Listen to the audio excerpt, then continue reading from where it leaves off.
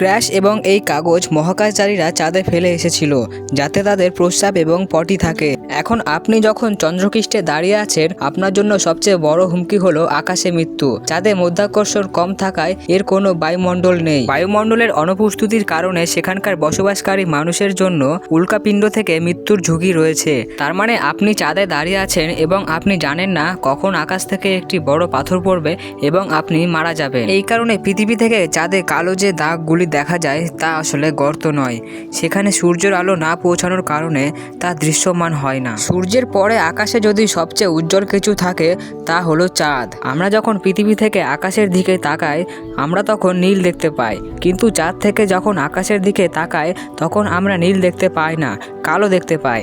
অর্থাৎ আপনি যখনই আকাশের দিকে তখন আপনার মনে হবে আপনি কালো আকাশের জগতে চলে এসেছেন। এখন চাঁদে দাঁড়িয়ে আপনি খুব বিরক্তি অনুভব করছেন এবং আমরা মজা করছি না। আমেরিকায়